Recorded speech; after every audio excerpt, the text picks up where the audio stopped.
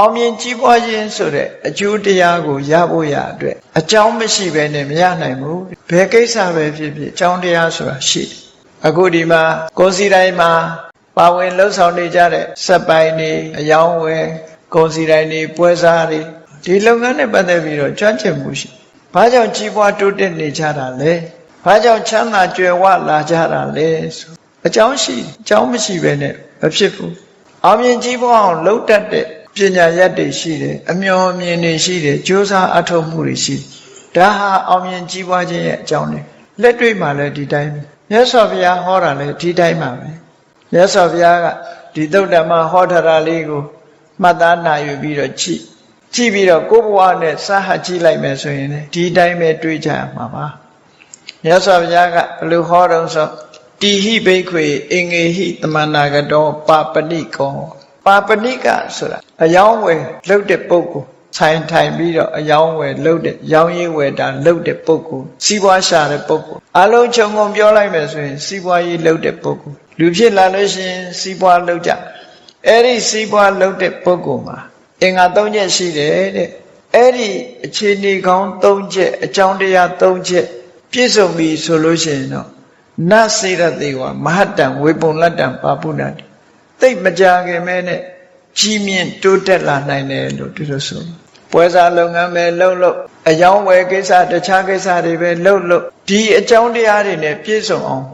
ပြည့်စုံပြီဆိုလို့ရှိရင်အဲ့ဒီပုဂ္ဂိုလ်ဟာစီးပွားဥစ္စာကိစ္စတွေမှာမြင့်မားတိုးတက်လာနိုင်တယ်လို့မြတ်စွာဘုရားဒီလိုဟောလောကနဲ့အောင်မြင်ကြီးပွားဖို့အတွက်လည်းဒီအချက်၃ချက်ဓမ္မရေးရာနဲ့ပတ်သက်လို့ရှိရင်ဒီအချက်၃ချက်ပဲဒီသုတ္တံကဟောထားပုံကလောကီကြီးပွားရေးပဲဖြစ်ဖြစ်လောကုတ္တရာကြီးပွားရေးပဲဖြစ်ဖြစ်ဒီအချက်၃ချက်ဟာလိုအပ်တယ်ဆိုတာအသင်္တရဏချင်းထူးခြားတော့လည်းပဲအမြင်အားဖြင့်တော့ဒီ၃ချက်ပဲမြတ်စွာဘုရားထောက်ပြထားပြီးဒီအကြောင်း၃ချက်နဲ့ပြည့်စုံပြီဆိုလို့ရှိရင်အောင်မြင်ကြီးပွားနိုင်တယ်ကဲလောကီကိစ္စအောင်မြင်ကြီးပွားတယ်ဆိုတာလောကီမှာအောင်မြင်နေတဲ့ပုဂ္ဂိုလ်တွေအတွက်ဒါက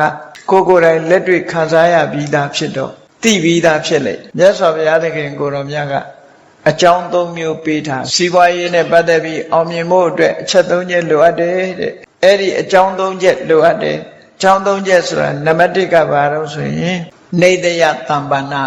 အမိကောင်းရှိရစီးပွားရေးလုပ်တဲ့ပုဂ္ဂိုလ်ရဲ့အမိကောင်းဆိုဒီမှာငွေကြေးဌာနကျွယ်ဝတဲ့ပုဂ္ဂိုလ်ကငွေကြေးထုတ်ဆောင်ပေးခြင်းဟာဒါအမိကောင်းလို့ခေါ်ရရင်းနှီးလို့ဖို့ငွေမလုံလောက်ဘူးဆိုရင်ငွေထုတ်ပေးအဲ့ဒါအမိကောင်းခဏခေတ်မှာဆိုလို့ရှိရင်ပုဂ္ဂိုလ်အမိကောင်းနေမဟုတ်ဘူးဘဏ်တွေကနေထုတ်ချေးပြီးတော့စီးပွားလုပ်ကြဘဏ်တွေရှိခြင်းဟာနေတယတမ္ပနာအမိကောင်းလောက်တတ်ကြိုင်တတ်တဲ့ပုဂ္ဂိုလ်တွေဟာငွေကြေးဌာနရနိုင်နေတယတမ္ပနာရှေးတုန်းကတော့ချမ်းသာကြွယ်ဝတဲ့ပုဂ္ဂိုလ်တွေကအရင်းနှီးတွေကိုထုတ်ပေးလေးရှိကြအဲ့ဒီအရင်းနှီးတွေကိုအခြေခံပြီးတော့ရောင်းတတ်ဝယ်တတ်တဲ့ပုဂ္ဂိုလ်တွေဟာအမြတ်တွေရပြီးတော့ချမ်းသာကြွယ်ဝသွားကြတယ်ဒီလိုဆိုလို့အဲ့ဒါကိုနေတယတမ္ပနာလို့ခေါ်တယ်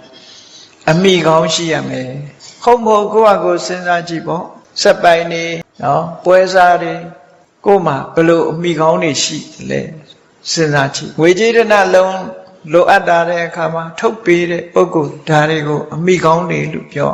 ဒီတဲ့ပို့ပြီးတော့ကြည့်အောင်မယ်ဆိုလို့ရှိရင်စီးပွားရေးနဲ့ပတ်သက်ပြီးအကြံပေးနိုင်တဲ့လူကြီးလူကောင်းတွေဟာလည်းနေတယတမ္ပနာပဲပေါ့ကိုယ့်အတွက်ငွေကြေးဌာနဒီထုတ်ချေးတဲ့အမအစတောင်သူလယ်သမားတွေလည်းဒီအစိုးရတွေကနေအမတော်ချေးဆိုပြီးတော့ထုတ်ပေးတာဒါနေတယတမ္ပနာထုတ်ပေးအတိုးနည်းနည်းနဲ့ထုတ်ပေးတဲ့အခါမှာလောက်တကိုင်တတ်ရှိရင်ကြီးပွားတိုးတက်တယ်လောက်တကိုင်တတ်မရှိဘူးဆိုရင်ကျွေးတင်တာနဲ့ဒုက္ခရောက်မှန်ကန်လောက်တတ်ဖို့လိုသည်ဒါကြောင့်ထုတ်ချေးတဲ့ပုဂ္ဂိုလ်ငွေကြေးအရင်နီးပေးတဲ့ပုဂ္ဂိုလ်ရှိလင့်ကစားနောက်ထပ်လိုအပ်တဲ့အချက်တကူကဘာလို့ဆိုဝိဓုရာကြိုးစားအထောက်မှုလိုအပ်တယ်စီးပွားရေးနဲ့ပတ်သက်ပြီးကျွမ်းကျင်လိမ္မာပြီးနေမနာနာမအားဆိုတာလို့ကြိုးစားအထောက်ဖို့ကလိုအပ်တယ်ငွေကြေးတော့ထုတ်ယူထားပါရဲ့ထုတ်ယူထားပြီးတော့တခြားနေရာတွေမှာသုံးဆွဲပစ်ပြီးအလုတ်ကိုမှန်ကန်မကြိုးစားဘူးအလုပ်ငန်းမကျွမ်းကျင်ဘူးဆိုလို့ရှိရင်လေအဲ့ဒီပုဂ္ဂိုလ်ဟာကြီးပွားတိုးတက်နိုင်စွာမရှိဘူးဒါကြောင့်မို့မြတ်စွာဘုရားကထောင်းစိတ်အောင်ဟောတာနေတယတမ္ပနာအမိကောင်းရှိရမယ်လို့ဆိုတဲ့ငွေကြေးထုတ်ပေးမဲ့ပုဂ္ဂိုလ်လည်းရှိတယ်မိမိကိုယ်တိုင်ကလည်းဝိဓုရ ကြီးမားတဲ့လုံလဝိရိယရှိတယ်ကြိုးစားတယ်ကြိုးစားရရလာလို့ဆိုမရဘူးနောက်တစ်ခုလိုအပ်ချက်ကဘာတော့ဆိုစက္ခုမှာစီးပွားရေးအမြင်ရှိရမယ်အယောင်းဝယ်လုပ်တဲ့အခါမှာအမျော်အမြင်ဟာအမတန်မှအရေးကြီးတယ်ဒီချိန်ဒီကုန်အရေးကြီးတယ်ဟိုချိန်ဟိုကုန်အရေးကြီးတယ်အရင်ကဘယ်လောက်ရှိတယ်အမြတ်ကဘယ်လောက်ရှိတယ်ဆိုတာတွေကိုတွက်တက်ချက်တက်တဲ့စီးပွားရေးမျက်စိစီးပွားရေးအမြင်ရှိရမယ်ဟောမြတ်စွာဘုရားကဒီသုံးခုကိုဟောထားတာဒီသုံးခုနဲ့ပြည့်စုံလို့ရှိရင်တဲ့စီးစိမ်ဥစ္စာတွေမှာမကြခင်မဲ့ဖွံ့ဖြိုးတိုးတက်သွားနိုင်ပါတယ်လို့ဟောတာ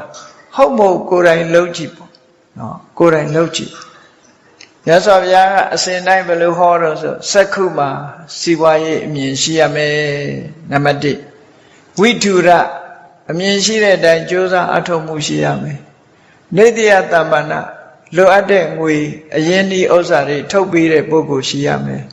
အဲ့ဒီ၃ချက်နဲ့သာညီရင်မကြခင်မဲ့တိုးတက်မယ်လို့ဒီလိုဟောတာဒါလောကစီးပွားရေးနဲ့ပတ်သက်ပြီးတော့မကြခင်ကြီးပွားတိုးတက်နိုင်တယ်လို့ဒီလိုဟောတာအဲ့ဒီအတိုင်းပဲဓမ္မရေးနဲ့ပတ်သက်လာလို့ရှိရင်လေထို့တူပဲမြတ်စွာဘုရားကဘယ်တော့မှတစ်ဖက်သက်မဟောဘူးဘယ်တော့မှတစ်ဖက်သက်မဟောဘူးလောကရေးဓမ္မရေးနှစ်ခုနှိုင်းယှဉ်ပြီးတော့ဟောလေးရှိတယ်ဒါကြောင့်ဓမ္မရေးနဲ့ကြည့်မယ်ကုသိုလ်ရေးနဲ့ပတ်သက်လာလို့ရှိရင်လေဒီအချက်၃ချက်ပဲမြတ်စွာဘုရားဟောတယ်အဲ့ဒီမှာနေတ္တယတမ္ပဏကုသိုလ်ရေးနဲ့ပတ်သက်လာလို့ရှိရင်တဲ့အမိကောင်းရှိဖို့လိုအပ်တယ်အမိကောင်းဆရာကောင်းသမားကောင်းမတ္တမအရေးကြီးအမိကောင်းဆရာကောင်းသမားကောင်းဆိုတာပဲမြတ်စွာဘုရားရဲ့အဆုံးအမတွေကိုများများသိတဲ့ပုဂ္ဂိုလ်မြတ်စွာဘုရားအဆုံးအမတွေကိုတတ်သိနားလည်တဲ့ပုဂ္ဂိုလ်စာပေကျွမ်းကျင်တဲ့ပုဂ္ဂိုလ်ဘုရားအဆုံးအမတွေကိုဟောပြောနိုင်တဲ့ပုဂ္ဂိုလ်အဲ့ဒါအမိကောင်းပဲတရားတို့တရားမြတ်ရခြင်းလို့ကြိုးစားအထုတ်တယ်ဆိုရင်အဲ့ဒီအမိကောင်းဆရာကောင်းသမားကောင်းဆိုတဲ့အမိရှိရဆရာကောင်းသမားကောင်းစီနီးခံလိုက်တဲ့အခါသူကနေရှင်းပြလိုက်မယ်သမထကျင့်စဉ်ဘယ်လိုကျင့်ရမလဲဝိပဿနာကျင့်စဉ်ဘယ်လိုကျင့်ရဒါနကောင်းမှုလုပ်ရင်ဘယ်လိုစိတ်ထားရမလဲသီလဆောက်တည်ရင်ဘယ်လိုစိတ်ထားရမလဲဝိပဿနာဘာဝနာကမ္မထံပွားများအထုတ်ရင်ဘယ်လိုစိတ်ထားရမလဲဘယ်လိုလုပ်ရတယ်ဆိုရင်ဤစနစ်တွေကိုစနစ်တကျပြပြီးတော့ဆုံးမဩဝါဒပေးနိုင်ဘောဓုတတွေပေးနိုင်တဲ့ပုဂ္ဂိုလ်ဟာနေတ္တယတမ္ပဏလို့ခေါ်တယ်အဲ့ဒီနေတ္တယတမ္ပဏအမိကောင်းရလာပြီဆိုလို့ရှိရင်တရားတို့တရားမြတ်ရခြင်းတဲ့ပုဂ္ဂိုလ်ကဘာလုပ်ဖို့လို့လဲဝိထုရသူများတဲ့ထူးခြားတဲ့လုံလဝိရိယရှိရမယ်ဘယ်လိုထူးခြားတဲ့လုံလဝိရိယရှိသလဲဆိုရင်ကိုယ်တဏ္ဍမှာမဖြစ်သေးတဲ့အကုသိုလ်တရားတွေမဖြစ်အောင်ဖြစ်ပြီးသားအကုသိုလ်တရားတွေဖယ်ရှားနိုင်အောင်ကြိုးစားအထောက်အလူတွေရဲ့စိတ်ထဲမှာအညစ်အကြေးဆိုတာရှိတယ်လောဘဆိုတာဖြစ်တတ်တယ်ဒေါသဆိုတာဖြစ်တတ်တယ်မောဟဆိုတာဖြစ်တယ်မာနတွေအိတ်တာတွေမစ္စရိယတွေဖြစ်တယ်မဖြစ်သေးတဲ့အကုသိုလ်တွေစိတ်ရဲ့အညစ်အကြေးတွေမဖြစ်အောင်ဆိုပြီးတော့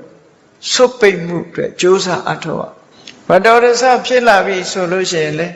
လက်ခံမထားဘဲနဲ့ဖယ်ရှားဖို့ကြိုးစားအထောက်ရမယ်အဆိုးဘက်ကအခုလိုကြိုးစားအောင်နှစ်ချက်အကောင်းဘက်ကိုကြည့်တဲ့အခါမဖြစ်သေးတဲ့ကုသိုလ်တရားတွေကောင်းမြတ်တဲ့စိတ်နေသဘောထားတွေမဖြစ်သေးရင်လေ့ကျင့်ယူရ